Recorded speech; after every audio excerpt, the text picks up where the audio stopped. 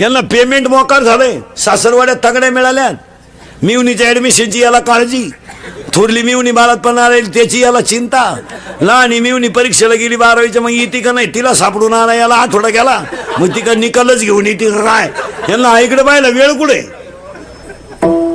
यांना वेळ कुठे. यांच्या घरात पुरी अशा जन्माला आल्यात का त्यांना नवरा देखणा पाहिजे, गोरा पाहिजे, चांगला पाहिजे, त्याला भाऊ नसला पाहिजे, त्यानं पगार माझ्या ताब्यात दिला पाहिजे, आणि मी खर्चले किती हे विचारलं नाही पाहिजे. असा पोरगा तर पुरीला पाहिजे, त्यानं त्याचे आईबाप हाणले पाहिजे आणि माझं गाचपान सांभाळलं पाहिजे. किती वाईट परिस्थिती झाली महाराज. लोक फक्त कडक कपडे घालतात, नाही तर म्हाताऱ्या माणसांच्या बाबतीत घरातली परिस्थिती एकदम भयानक आहे. तुमचं काय मत आहे? हे फक्त तुम्हाला बंगले थोडे मोठे दिसतात, व कडक कपडे घालतात लोक, आणि पाहुणे आल्यावर थोडेसे भारी भारी बोलतात, म्हणजे आपल्याला वाटतं ही माणसं सज्जन आहे. लय नालायक. अहो महाराज, यांच्या घरी जर पाहुणीला पुरीला पाहिला, पाहुणे आले ना महाराज, बोलू नये मला दम निघत नाही. मी घरून निघतानाच ठरवतो आज वाईट बोलत नाही, पण मला कळ नाही निघत महाराज. महाराज काही माणसं अक्षरशः म्हाताऱ्यांना कोंडून घेतात. पाहुणे येणार ना पुरीला, रांगोळी बिंगोळी काढायची, स्वयंपाक चांगला भारी करायचा, पाहुण्यांना गाद्या बिद्या, आणि म्हातारा कोंडून घ्यायचा, आणि काय म्हणायचं माहिती का, पाहुणे जाईपर्यंत उघडू नका रे. हा काही बोलल तो येणार का तो, कारण येणारे पाहुणे सगळे बिनबापाचे ना, त्यांना बाप कुठे ते वड्याला सापडेल अवलादी. उलट माणसानं म्हाताऱ्याला जरा बरे कपडे घालून पाहुण्यात बसवलं पाहिजे. तुमचं काय मत आहे? जाऊ द्या बस, तो याला असू द्या, आणि पाहुण्याला माहिती आहे ना वयस्कर माणसं वया परत्वे बुद्धीत बदलून व त्यांची भाषा सरकू शकते, हे येणाऱ्या माणसांना सुद्धा माहिती. मग बाप लपून ठेवायचा. अरे उलटा म्हातारा पुढे आला म्हणजे खरं सांगा, खरं लग्न म्हाताराच जमेल. वा वा वा, ते साधं दिसतंय पण साधं ना कसं. कुठले पाहुणे, पोराची आई कुठली आहे, त्याला मामा किती, पोर काय करतय, पेत बितय का सरळ. वा, अरे अरे त्याची बहीण कुठं देईल, किती महापात माहिती. महाराज तो वाईट नाही बोलणार, पण फायद्याची माहिती काढल्याशिवाय राहणार. आणि त्यानं जी माहिती काढली त्यांची टाप नाही बंद नाही म्हणायची. अरे अरे ते पुरीची भावजाई त्यांच्या जातीचीच आहे का, किती साधा झटका आहे. पण म्हातार आहे ते जुनं ते. और ढाच्या साईबाप रडतात घरांमध्ये, काय नाही महाराज फक्त झाकली, लोक इस्ताऱ्या मारून हिंडतात. शाळेतून पोरग पळत आला, आई घरात बसली होती, आईने तू डोक्यावरचा पदर चुलीला लावला, कांदे लाव. हे बऱ्या तू माया बोटाक पाहता ना इकडे, बोट दुखायला लागलं तू पाय ना, इको दे जायचा. आईनं महाराज डोक्यावरचा पदर कांदे लावून भिजून आला म्हणून असा चुलीवर धरला. काय वाईट परिस्थिती सांगतो तुम्हाला एका मिनिटात. आईनं पदर असा चुलीवर धरला महाराज, आणि का धरला माहिती का, शेक व्हायचा का. अरे मी लुगडं बदलवलं तर मला दुसरं लुगडं नाही. आणि आईनं डब्यात हात घातला, डब्यात चहा प्यावा म्हणजे थंडी उडेल, स्वयंपाक करू. तेवढ्यात पोरग पळत आला, आईला म्हणलं मी पास झालो का, पास झालो आहे मी. महाराज डब्यात हात घातला, मुठभर साखर काढली, आणि आईनं पोराच्या तोंडात घातली. आईचा गाल पोराच्या गालाला लागला, डोळ्यातल्या पाण्याच्या धारा खाली गळाल्या. बोलायची पैशात किंमत किती बोला. कुत्र्याला बिस्किट घालून आई बापा कळा त्या काय, कुत्र्याला बिस्किट.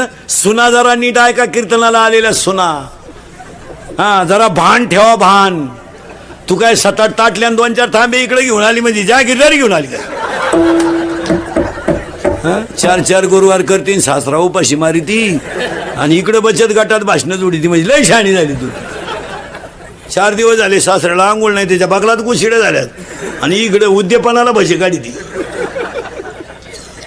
जरा सावध व्हा. सासू सासऱ्याची इस्टेट आणि एक धनात ठेवा सुना. तुम्ही त्यांचा किती छळ केला, एक दिवस तुमच्यावरती वेळ आहे हे विसरू नका. हा तुम्हाला वाटतं बा आमचा नवरा आमच्या ताब्यात आहे, थोडा काळ येतोय बी. तुमचा नवरा जे आज तुमच्या अंडर आहे ना ते भंगार, ते त्याचा पोऱ्या त्याला हानीत नाही तवर मग तो आमच्या ताब्यात येणार. चालला त्याच्या पोऱ्यानं त्याला रेटावला का आमच्याकडे येणे करी फेट आलाच, झालाच बाबा झालाच टाळ करी. मग हा सगळा माल कोणा येतो. हा लई दिवस नाही चालत. ऐ पोरगाची पोरग नुसतं आईला म्हण नाही मी पास नाही झालो आई, नोकरीला लागलो मी, नोकरीला. काय वाटलं असेल हो त्या आईला? काय केलं माहिती त्या आईनं? शर्टच काढला पोराचा, शर्ट. गरीब आई. आणि एक ध्यानात ठेवा, गरिबीला कधी लाजू नये, कधीच लाजू नये. जे आहे ते प्रारब्धात आहे. हा माझ्या अंगात शर्ट आहे, फाटला तरी माझा, काय लाजायचं काम आहे त्याला? आणि माणसं गरिबी झाकण्यासाठी कर्ज करतात. गरिबी ती गरिबी. जुना म्हातारा पूर्वी बँकेत पैसे काढायला जायचं तरी धोत्राला गाठणी देऊन जात होता. घाबरत नव्हती माणसं. ती नीतीची श्रीमंती होती. ती म्हणजे बा माझी परिस्थिती अशी आहे बा, तुम्हाला काय म्हणायचं ते. ही लाजत नव्हती. पूर्वी लोक हुशार होती.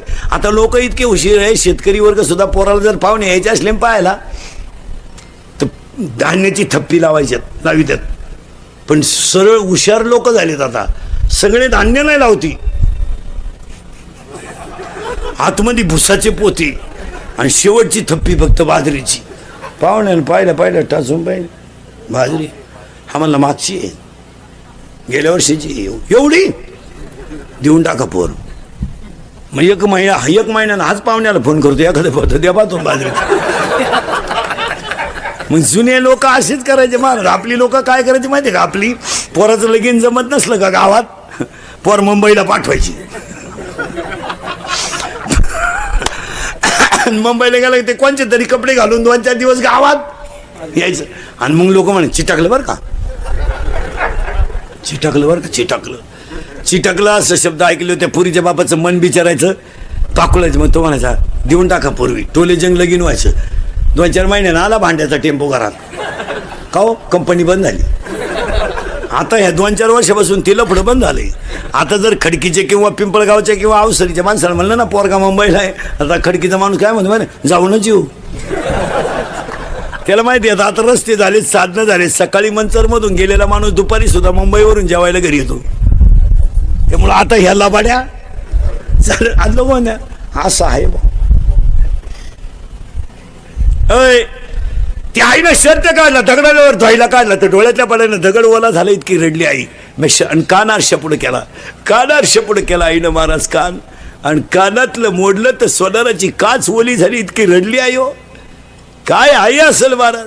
का रडली माहिती का? अरे अजून एक शर्ट असता तर त्याला बदलवायला झाला असता. पण आई लवकर उठली, पोराला म्हणली बनियन घे, कोलगेट घे, टॉवेल घे, अंडरपॅन्ट घे.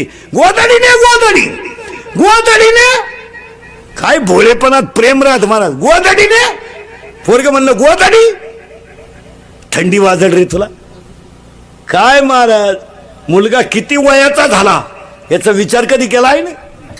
तुला थंडी वाजेल रे. मग